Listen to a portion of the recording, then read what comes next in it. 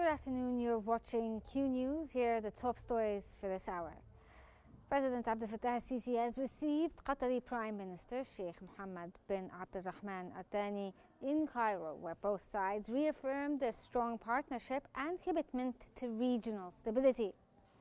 President al-Sisi stressed the urgent need for an immediate ceasefire in Gaza, unrestricted humanitarian aid delivery, and the rejection of any attempt to reoccupy or displace Palestinians. He reiterated that the establishment of an independent Palestinian state with East Jerusalem as its capital is the only path to lasting peace. The Egyptian president also underlined the necessity of starting Gaza's reconstruction as soon as a ceasefire is achieved, confirming preparations for the Cairo International Conference for Reconstruction in cooperation with the Palestinian Authority and the United Nations. Both leaders agreed to enhance joint political efforts to resolve regional crises through peaceful solutions while strengthening the Egypt-Qatar cooperation in investment and security.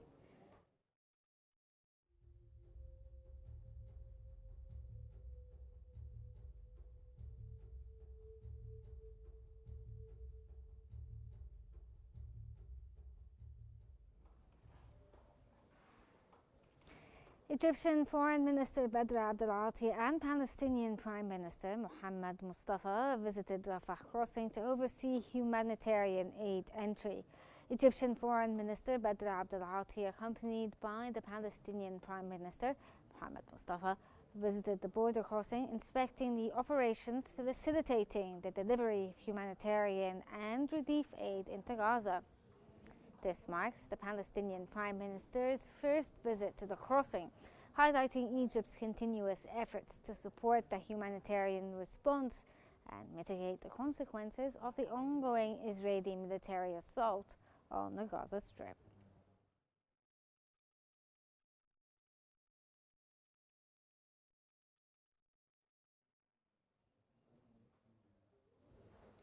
Palestinian Prime Minister Mohammed Mustafa has praised Egypt's efforts for aid, blaming Israel for Gaza delays.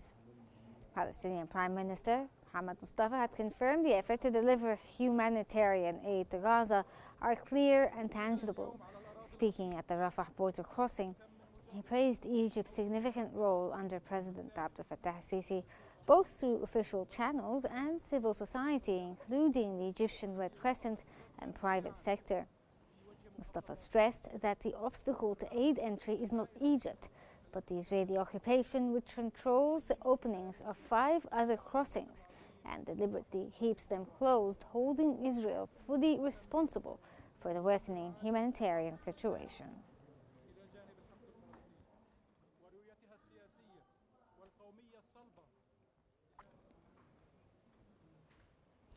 Egyptian Foreign Minister Badr Abdel-Ati has reaffirmed Egypt's support for Palestinians at Rafah crossing. Speaking at a press conference at the Rafah border crossing alongside the Palestinian Prime Minister Mohammed Mustafa, Egyptian Foreign Minister Badr Abdel-Ati said the visit follows directives from President Abdel Fattah al-Sisi in solidarity with Palestinians in Gaza. He emphasized that the Palestinian cause is just and that 80 years of injustice must end. Abdel-Ati added that the restoring Palestinian rights is essential for regional stability and reaffirmed Egypt's continued support for the Palestinian brothers.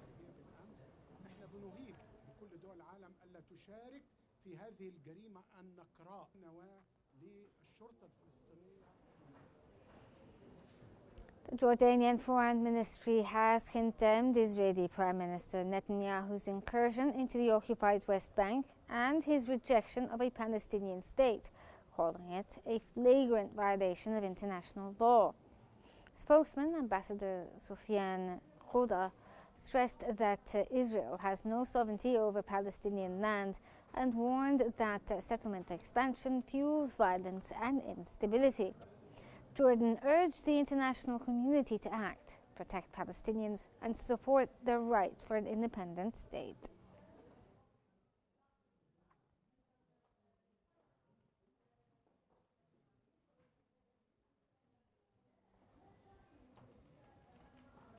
Israel's Channel 12 has reported that Army Chief of Staff Eyal Zamir revealed plans to evacuate Gaza City residents within 2 months ahead of a wider military operation. Zamir reportedly said the military will, quote, encourage residents to leave towards the so-called humanitarian areas before surrounding, entering and occupying the city. The report comes as Israel holds discussions with several countries, including Indonesia, Uganda, South Sudan, Somaliland and Libya, about accepting displaced Palestinians. The remarks have fueled concerns that Israel is moving towards mass displacement amid growing warnings of famine and worsening conditions in Gaza.